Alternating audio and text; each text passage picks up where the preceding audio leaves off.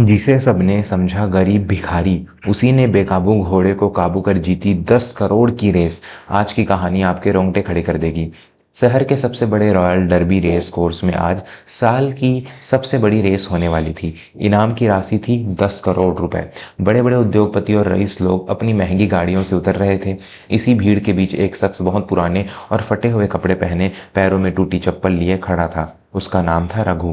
रघु कभी इस देश का सबसे बेहतरीन घुड़सवार जॉकी हुआ करता था, लेकिन एक हादसे ने उससे उसका सब कुछ छीन लिया। आज वह दाने दाने को मोहताज था और रेस कोर्स के बाहर घोड़ों की लीद साफ करने का काम ढूंढ रहा था। जैसे ही रघु अस्तबल की तरफ बढ़ा, वहां के गार्ड ने उसे सीने पर हाथ मारकर पीछे धकेल दिया। ए भिखारी, पीछे हट, यहाँ बड़े बड़े लोगों के घोड़े बंधे हैं। तेरी गंदी परछाई भी उन पर नहीं पड़नी चाहिए। भाग यहाँ से। तभी अचानक पूरे रेस कोर्स में हड़कंप मच गया। चिल्लाने की आवाजें आने लगी। शहर के सबसे बड़े बिजनेसमैन सिंघानिया साहब का सबसे महंगा घोड़ा, जिसका नाम ज्वाला था, अचानक बेकाबू हो गया। ज्वाला ने अपने सवार को नीचे पटक दिया था और पागलों की तरह अस्तबल की बाड़ तोड़कर इधर उधर भाग रहा था। बड़े बड़े ट्रेनर्स और एक्सपर्ट उसे पकड़ने की कोशिश कर रहे थे, लेकिन ज्वाला किसी के हाथ नहीं आ रहा था। वह इतना गुस्से में था कि जो उसके करीब जाता उसे लात मार देता।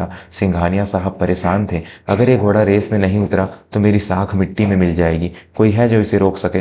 तभी भीड़ को चीरते हुए रघु आगे आया। उसने शांत स्वर में कहा, साहब, अगर आप इजाजत दें तो मैं इसे शांत कर सकता हूँ। वहां मौजूद लोग हंसने लगे। देख रहे हो, ये भिखारी अब ज्वाला को संभालेगा। जिसे इंटरनेशनल ट्रेनर्स नहीं रोक पाए, उसे ये रोकेगा।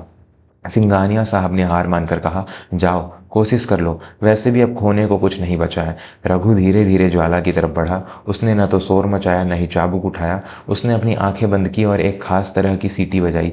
जैसे ही ज्वाला ने वो आवाज़ सुनी, उसके कान खड़े हो गए। रघु उसके करीब पहुंचा और उसके कान में कुछ बुदबुदाया और धीरे से उसके माथे पर हाथ फेरा।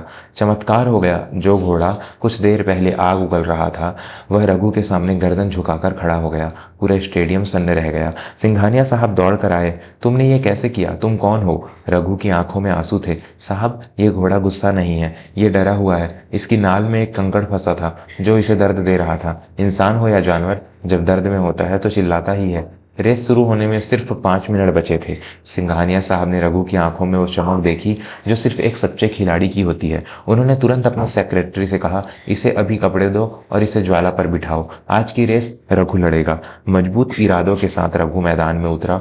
फटे कपड़ों वाला भिखारी अब एक योद्धा बन चुका था। जैसे ही रेस की बंदूक जली, ज्वाला बिजली की रफ्तार से दौड़ा। आखिरी मोड़ पर रघु और ज्वाला ने ऐसी रफ्तार पकड़ी कि हवा को चीरते हुए वे फिनिशिंग लाइन पार कर गए। रघु ने 10 करोड़ की रेस जीत ली थी। मंच पर जब रघु को ट्रॉफी और चेक दिया गया तो उसने सिंघानिया साहब से कहा, साहब, पैसे तो आते जाते रहेंगे, लेकिन आज आपने एक भिखारी को उसकी पहचान वापस दे दी, इसके लिए शुक्रिया।